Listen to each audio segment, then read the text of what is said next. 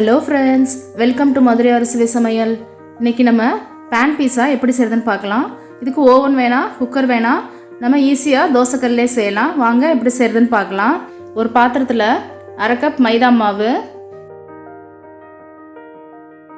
25 milli தயிர், 25 milli எண்ணெய்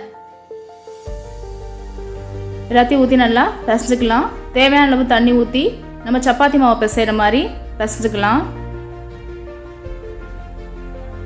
நல்லா பிசைஞ்சு வச்சுருங்க. ஒரு 1/2 மணி நேரம் நல்லா ஊறட்டும். இப்போ 1/2 மணி நேரம் ஆயிடுச்சு. மாவை கொஞ்சமாக எடுத்துக்கிட்டு நம்ம தேய்க்க ஆரம்பிக்கலாம். நல்லா சப்பாத்திக்கு தேய்க்கிற மாதிரி தேய்ச்சி எடுத்துக்கோங்க. இப்போ அடுப்பில் தோசைக்கல்லை வச்சு அது மேலே அதை போட்டுருங்க. இப்போ நம்ம பீஸா சாஸ் எடுத்து அதில் ஸ்ப்ரெட் பண்ணி விட்ருவோம். இப்போது வெங்காயத்தை ஸ்லைஸாக கட் பண்ணி வச்சுருக்கேன். வெங்காயத்தையும் அப்படியே ஸ்ப்ரெட் பண்ணி விட்ருங்க. அடுத்ததாக தக்காளி, அதையும் நீளமாக கட் பண்ணி வச்சுருக்கேன். அதையும் நம்ம ஸ்ப்ரெட் பண்ணிக்கலாம். அடுத்து ஒரு குடமிளகாய் எடுத்திருக்கேன். அதையும் நீல வாக்கில் கட் பண்ணிவிட்டு அழகாக ஸ்ப்ரெட் பண்ணி வச்சுருங்க.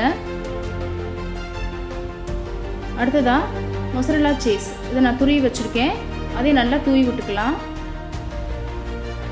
உங்களுக்கு வேணுங்கிற அளவு நல்லா தூவி விட்டுருங்க. பீஸா சுற்றி ஓரமாக நெய் அல்லது எண்ணெய் ஊற்றிட்டு அதை நல்லா ஸ்ப்ரெட் பண்ணி விட்டுக்கலாம். இப்போ நல்லா இதை மூடி வச்சுட்டு ஒரு 5 நிமிஷம் கழித்து பார்ப்போம். நம்ம இந்த சீஸ் உருகவுமே இந்த பீஸாவை எடுத்துடலாம். பாருங்கள் எவ்வளோ அழகாக வந்திருக்கு. ஓவனில் வைக்கிற மாதிரி சூப்பராக வந்துருச்சு. நீங்களும் இதை ஈஸியாக வீட்டில் செஞ்சு பார்க்கலாம். வெளியே போய் காசு கொடுத்து வாங்கணும் தேவையில்லை. பாருங்கள் எவ்வளோ அழகாக சாஃப்டாக வந்திருக்கு. இந்த வீடியோ பிடிச்சிருந்தா லைக் பண்ணி, ஷேர் பண்ணி, கமெண்ட் பண்ணுங்கள். மறக்காமல் சப்ஸ்கிரைப் பண்ணுங்கள். பக்கத்தில் இருக்க பெல் ஐக்கானை கிளிக் பண்ணுங்கள்.